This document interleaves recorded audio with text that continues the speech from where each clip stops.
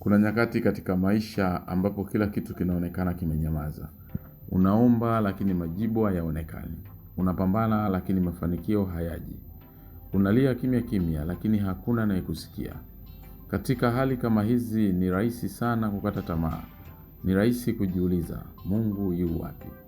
Lakini ukweli ambao wengi hawauoni mapema ni huu. Mungu hajawahi kukuacha. Yuko, lakini yuko nyuma ya pazia. Ndiyo, ni nyuma ya pazia. Fikiria ukumbi wa michezo. Kabla ya tamthilia kuanza, pazia linafungwa kabisa. Watu wanaweza kufikiri hakuna kinachoendelea. Lakini nyuma ya pazia kuna maandalizi makubwa. Wachezaji wanajiandaa. Mwanga unapangwa. Sauti zinarekebishwa. Kila kitu kinawekwa sawa ili pale pazia litakapofunguliwa, kila kitu kiwe kamili. Hivyo ndivyo Mungu anavyofanya kazi katika maisha yako. Wakati wewe unaona kimya, Mungu anaona mpango. Wakati wewe unaona kuchelewa, Mungu anaona muda sahihi. Wakati wewe unaona maumivu, Mungu anaandaa ushuhuda.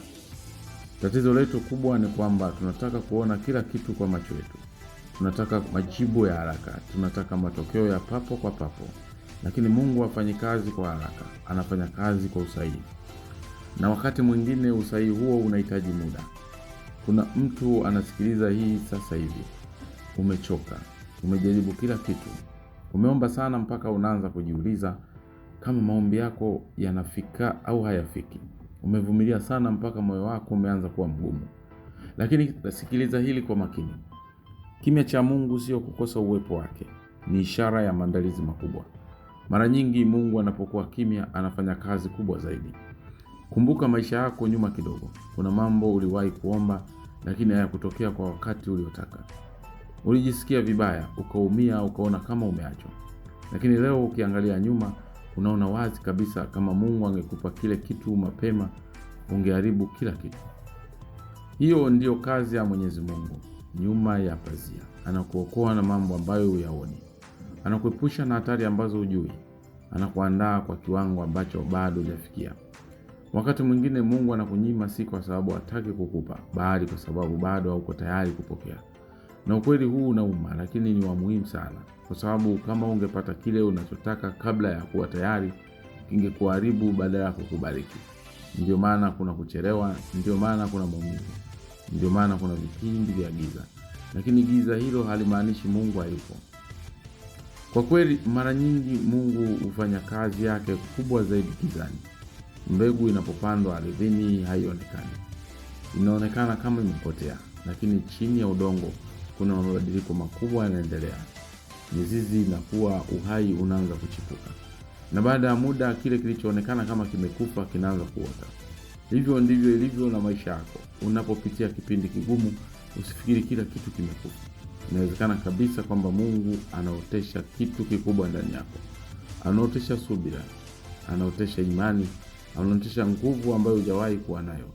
Na vitu hivi havioti juu ya ardhi ya starehe, vinaota kwenye udongo wa majaribu. Ndiyo maana huwezi kukata tamaa sasa, kwa sababu hujui ni nini kinaendelea nyuma ya pazia. Huenda kuna mlango mkubwa unaandaliwa kwa ajili yako.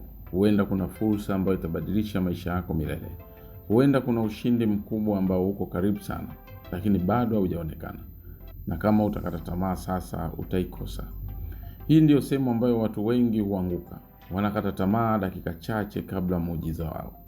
Wanaacha kuomba wakati Mungu yupo karibu kujibu. Wanaacha kujaribu wakati mafanikio yapo karibu kuonekana. Wanaacha kuamini wakati ushuhuda uko karibu kutokea. Usiwe mmoja wao. Shikilia imani yako. Hata kama huoni kitu, endelea kuamini. Hata kama hujui kinachoendelea, endelea kusonga mbele. Hata kama umechoka, endelea kusimama. Kwa sababu Mungu anaifanya kazi nyuma ya pazia, hataki tu kukupa kile unachotaka. Anataka kukupa zaidi ya unaofikiria. Na mara nyingi kile ambacho Mungu anaandaa ni kikubwa sana kiasi kwamba kinahitaji muda mrefu kuandaliwa. Huwezi kujenga jengo refu kwa siku moja. Huwezi kuwa mtu mkubwa bila kupitia mchakato. Na wewe unajengwa. Ndiyo, unajengwa. Kila maumivu unayopitia yana maana.